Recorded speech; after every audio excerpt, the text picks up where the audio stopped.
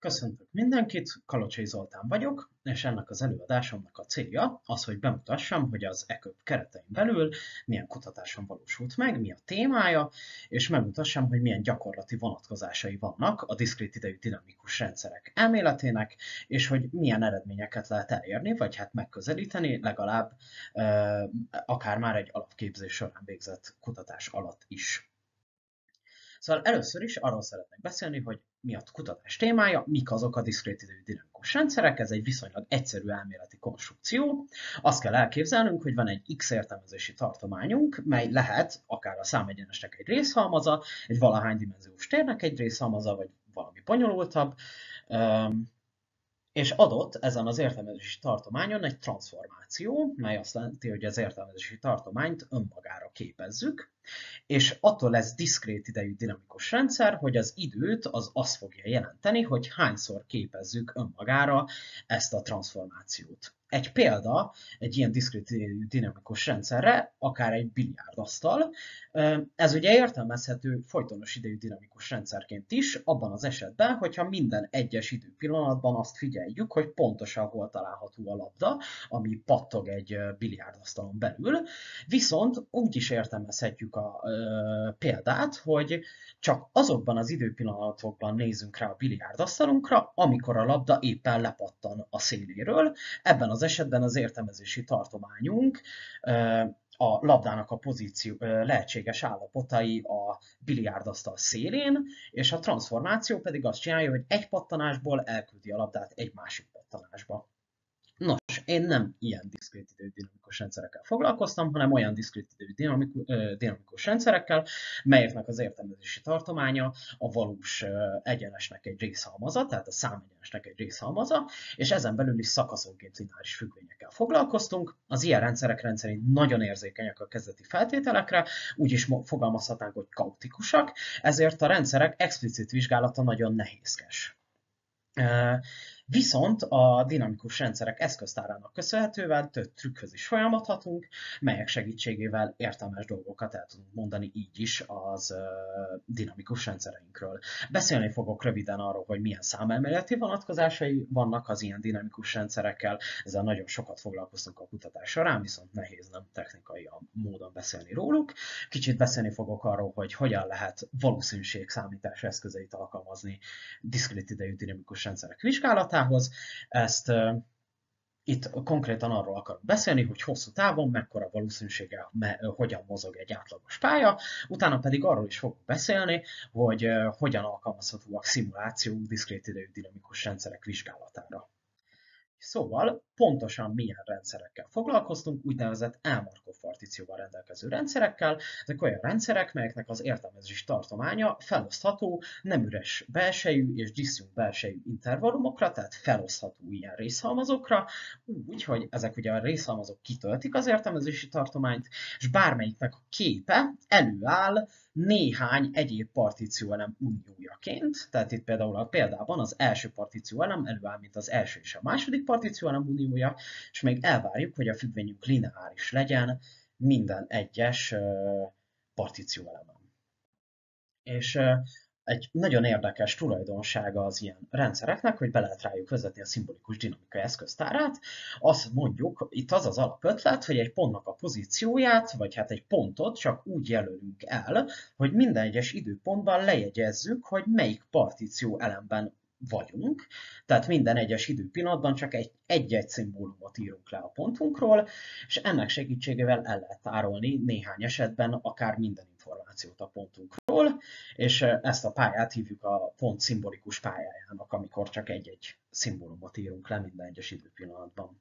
És ez miért érdekes? Például a tizedes tört felbontás felírható, mint egy ilyen diszkrét idejű dinamikus rendszernek a szimbolikus dinamikus rendszere, hogyha vesszük a képen látható szimbolikus dinamikus rendszert, és hozzá a tized hosszú intervallumok által alkotott Elmarkov partíciót, akkor azt figyelhetjük meg, hogy egy pontnak a szimbolikus pályája pontosan a tizedes tört felbontása lesz. És érdekes észrevétel, hogy ugye ekkor a végperiódikus pontok pontosan a racionális számok lesznek, hiszen tudjuk, hogy a szakaszos tizedes törtek azok a racionális számok. És érdekes kérdés, hogy más Elmarkov partícióval rendelkező rendszereknél hogyan lehet ezt van-e valamilyen analóg állítás, mely ehhez hasonló, lehet-e a végperiódikusságát egy pontnak összekötni a racionalitásával. Ezzel is sokat foglalkoztunk a kutatás során. Aztán beszélek most arról, hogy milyen kapcsolata van egy Elmarkov partícióval rendelkező dinamikus rendszernek véletlen bolygásokhoz. Itt az alapvető probléma az, hogy mondjuk egy részecskének a mozgását meghatározza egy diszkrét idejű dinamikus rendszer. Ebben a példában most egy parabolát vettem, de ugye ez nem Elmarkov partícióval rendelkező rendszer, mert nem lineáris. És itt az az alapgondolat, hogy nem tudom pontosan a részecskémnek a pozícióját, hanem csak azt tudom, hogy nagyjából mekkora valószínűséggel hol van, nem tudok róla teljesen pontos mérést végezni, és az érdekel engem, hogy 1 lépés, 2 lépés, 100 lépés után le tudok-e még vonni bármilyen következtetést az eredeti hibás vagy zajos mérésemből, ugye határelosztást keresek, vagy valami hasonló dolgot. És hát ez általános esetben nagyon bonyolult, az úgynevezett Frobenius-Perron operátort kellene megérteni, melybe beleteszünk egy valószínűségi eloszlásnak a sűrűségfüggvényét, és megadja az előretolt, úgymond előretolt mérték, tehát ugye 1 lépés utáni mértéknek a valószínűségi eloszlását. Ez nagyon bonyolult lenne általános esetben, viszont Elmarkov partícióval rendelkező esetben hozzá tudunk rendelni a diszkrét idejű dinamikus rendszerünkhöz egy véletlen bolyongást, minden egyes partícióelemhez egy-egy állapotot, és az átmenet valószínűségeket is okosan megválasztva, és ennek az az eredménye, hogy a véletlen bolyongásokra már sokkal egyszerűbb ez a kérdés, hogy mikor van határeloszlás, és az erről nyert információk visszavezethetők az eredeti problémára is, ott is alkalmazhatóak. És a tavalyi évben elért kutatási eredményünk, hogy bizonyos feltételek teljesülése mellett mindig van egyértelmű határeloszlás, akármilyen mérési eredményből indulunk, akármilyen kezdeti eloszlásból, a rendszer hosszú távon elfelejt minden információt, ugyanabban a határeloszlásba jutunk el, és az idei év során nagyon sokat foglalkoztunk azzal, hogy megvizsgáljuk, miként viszonyul ez az eredmény a matematikusok számára már ismert korábbi eredményekhez, mivel ez egyáltalán nem nyilvánvaló, nagyon bonyolult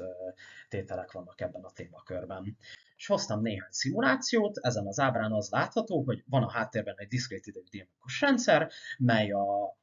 nem negatív valós számokat képezi önmagára, és ráteszünk az értelmezési tartományra egy valószínűségi elosztást, itt egy harangörbét, ez ugye a mérési eredményünk, az ajós mérési eredményünk, és azt láthatjuk, hogy milyen következtetést lehet levonni a valószínűségi eloszlásról 1 lépés, 2 lépés, sok lépés után, és azt látjuk, hogy hosszú távon mindig ugyanabba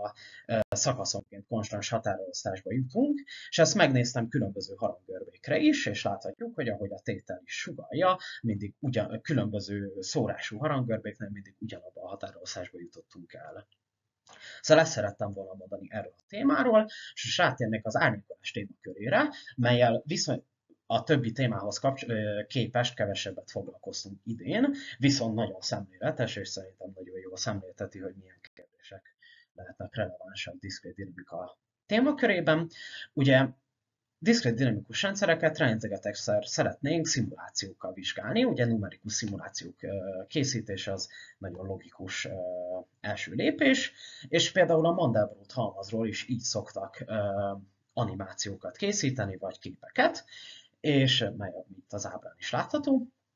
Viszont egy ilyen diszkrét idejű dinamikus rendszer rendszerint nagyon érzékeny a pontos kiindulási adatokra, tehát kérdés, hogy iterációnkénti számítási hibái vannak a számítógépünknek, akkor egyáltalán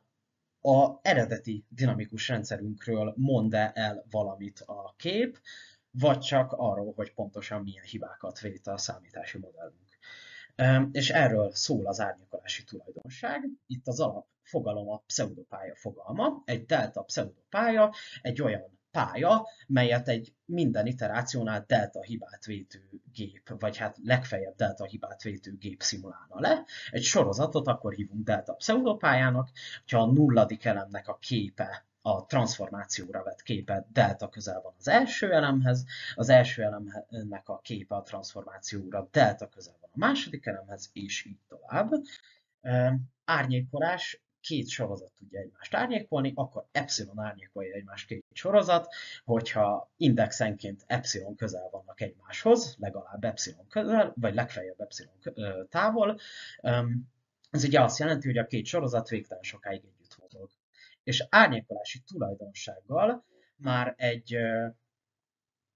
egy diszkrét idejű dinamikus rendszer tud rendelkezni, abban az esetben, hogyha abban az esetben rendelkezik egy diszkrét idejű dinamikus rendszer az árnyékolási tulajdonsággal, hogyha minden epsilonhoz létezik olyan delta, hogy minden delta pseudopályához létezik őt epsilon árnyékoló valódi pálya. Ez mit jelent? Akármilyen epsilon küszöböt kitűzünk magunknak célul, akkor lehet olyan pici a számítási módszerünknek a hibája, hogyha elég kicsire oldjuk meg a számítási hibát, akkor tudhatjuk, hogy minden számított pályához végtelen sokáig epsilon közel fog haladni egy valódi pálya, tehát a szimulációk tényleg elmondanak valamit a dinamikus rendszerünkről. És ebből a saját eredmény, ami nem idei, hanem tavalyi, de idén is foglalkoztunk a kontextusával, hogy egy bizonyos speciális rendszer, mert nem volt ismert korábban, hogy árnyékolási tulajdonságú-e, árnyékolási tulajdonságú. És köszönöm szépen a figyelmet, én ennyit szerettem volna